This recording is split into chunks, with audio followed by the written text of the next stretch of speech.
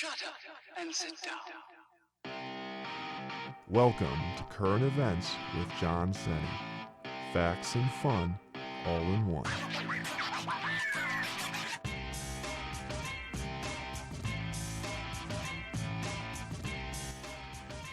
Hello and welcome to Current Events with Jon Senne. Facts and fun all in one. Today is Saturday, April 4th, 2020. We are in the midst of the coronavirus pandemic, so let's get the bad news out of the way first with our COVID-19 update. Worldwide, there are 1 million infected with roughly 60,000 dead. Nationwide, there are 277,205 reported cases, with 6,593 reported dead. The outbreak is highly concentrated in New York, with over 90,000 cases in the Empire State. In Wisconsin, there are reports of 2,053 cases, including 3 in Barron County.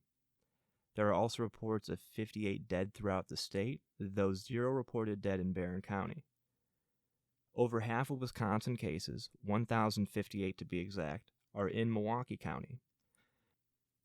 To add more perspective to this, the northern half of Wisconsin reports a total of 91 cases spread over 31 counties, reporting 12 individual counties that have 0 cases so far.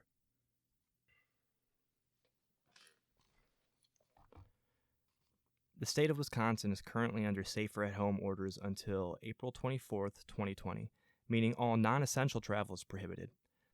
President Trump has said he would like to be well on the way to reopening the economy by June 1st.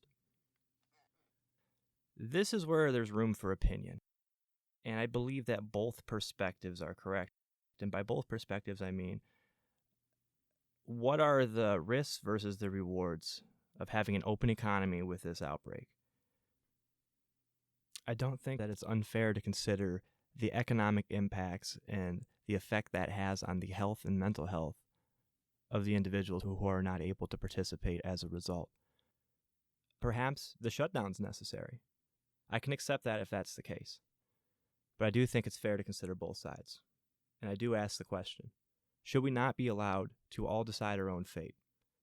And a follow-up, is that not the American way? On to sports.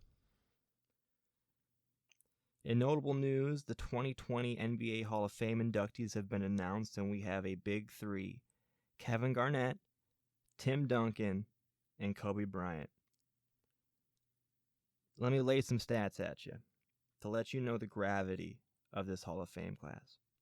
Kevin Garnett, 2008 NBA champion, 2004 NBA MVP, 2008 Defensive Player of the Year, 9-time All-NBA selection, 12-time All-Defensive selection, 15-time All-Star, 2003 All-Star MVP, averaged 17.8 points per game, 10 boards, 3.7 assists, and 1.4 blocks per game over 21 seasons. Straight out of high school. Tim Duncan, Mr. Fundamental, a 5-time NBA champion, 3-time Finals MVP, 2-time NBA MVP, 15-time All-NBA selection, 15-time All-Defensive selection, 1997 to 1998 Rookie of the Year, and a 15-time All-Star. Averaged 19 points, 10.8 rebounds, 3 assists, and 2.2 blocks over 19 NBA seasons. And that's on top of 4 college seasons. 23 total seasons of basketball. It's a long time to be balling for Tim Duncan.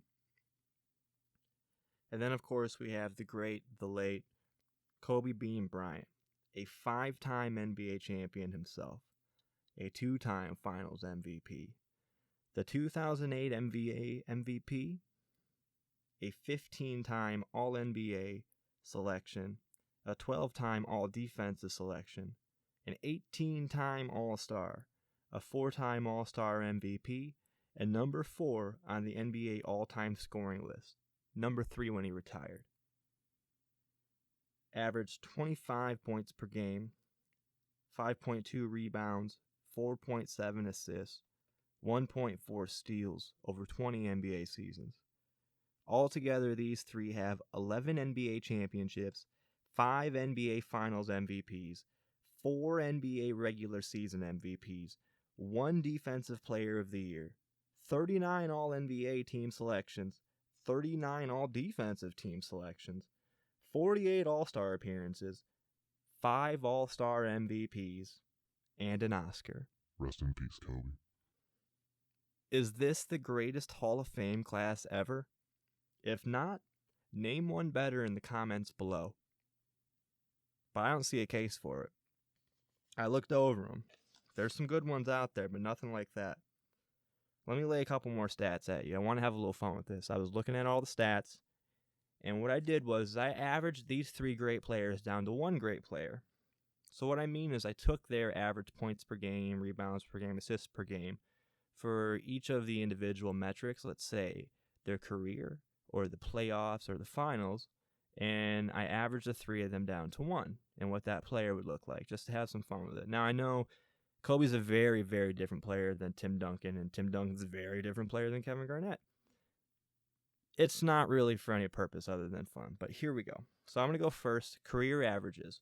What would the average of the big 3 of 2020 look like?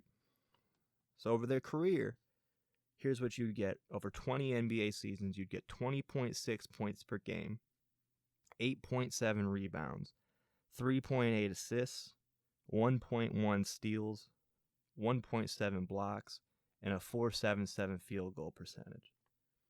That's pretty good over 20 years. That's longevity, if you can hold that up.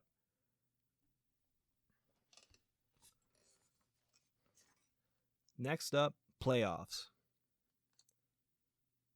So if you were to average the greatest playoff runs of each of these 3 down to 1, it would be for Kevin Garnett, his greatest playoff run was in 2008.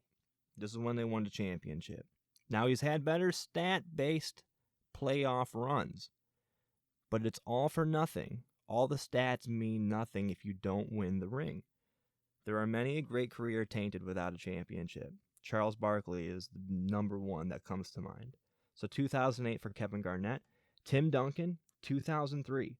So this was his best season, his best playoffs, his best finals. He had a great year in 2002, 2003. Kobe Bryant was 2009. So that was when he won the championship, his first championship without Shaq.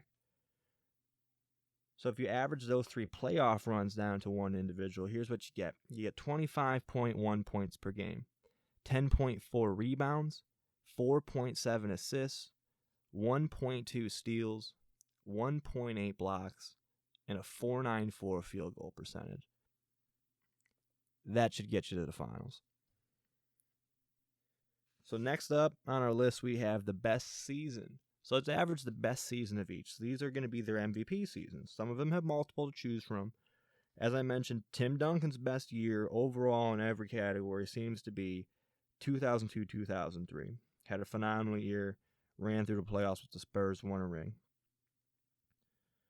With Kevin Garnett, it would be the 2003-2004 season. However, they did end up losing in the Western Conference Finals to none other than Kobe and the Lakers.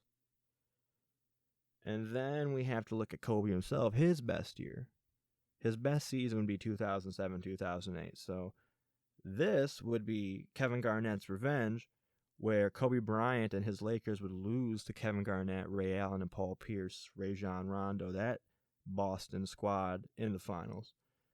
Now, Kobe would further get his revenge. He'd come back 2 years later in 2010, I believe it was, and beat the Celtics once more for his 5th and final ring.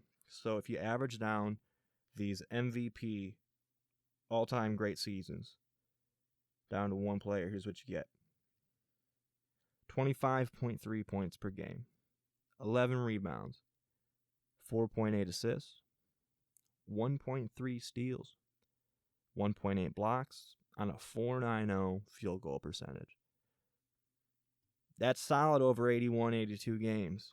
These are all seasons where they played 80-plus games, just for the record. All solid numbers to get you to the playoffs now. Of course, we expect into the playoffs and the finals for the intensity to increase. So let's get to the good stuff. Let's look at the finals average of this all-time great Big Three averaged out player. So, again, this is the same as the playoff year. So it's 2008 for Garnett, 2003 for Duncan, and 2009 for Kobe Bean Bryant. In these finals, in 2008, Garnett beat the Lakers. In 2003, Timmy Duncan beat the New Jersey Nets. And in 2009, it was Kobe Bryant over the Orlando Magic led by Dwight Howard. So this player in the finals would put up for you 24.9 points per game, 11.9 rebounds, 5.2 assists, 1.4 steals, 2.6 blocks, and a .451 field goal percentage. I gotta put a little asterisk on this for Kevin Garnett. He did not win his finals MVP the year he won a championship. It's his only finals appearance, technically speaking, so it has to be his best.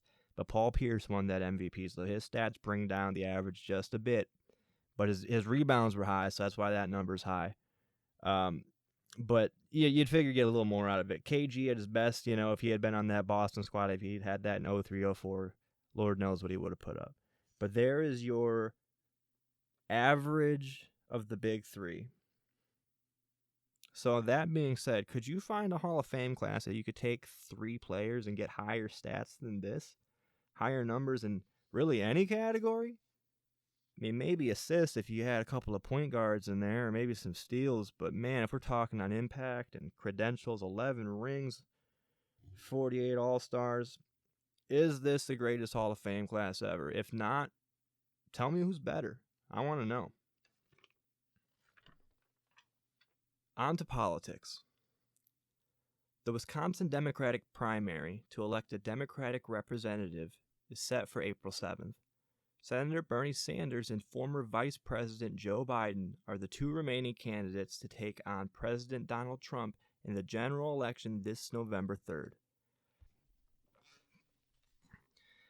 Biden leads the race with 1,217 pledged delegates to Sanders' 914, what many are calling an insurmountable lead.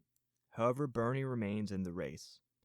Sanders conceded that, quote, "It's going to be a very steep road to secure the Democratic nomination, but sees value in continuing the debates and election process because the American people, quote, want to hear the ideas that will lead us away from where we are right now," adding, quote, "These are enormously important issues, and we need serious debates over them," end quote. The Wisconsin Democratic primary is currently scheduled to go ahead as planned despite reports of staffing issues due to COVID-19. Governor Tony Evers has expressed resistance to postponing the primary, even as many within the Democratic Party suggest that not postponing the election would be a, quote, train wreck. On Friday, April 3rd, Governor Evers signed an executive order calling the state legislature to meet for a special session to discuss delaying the election after all. Though Governor Evers has adjusted his opinion on when to hold the election, the governor is still requesting that the election go forward on an absentee basis, with all registered voters being sent absentee ballots by mail. The state legislature and Governor Evers will meet on Saturday, April 4th at 4 p.m. This has been Current Events with Jon Senne. Facts and fun all in one.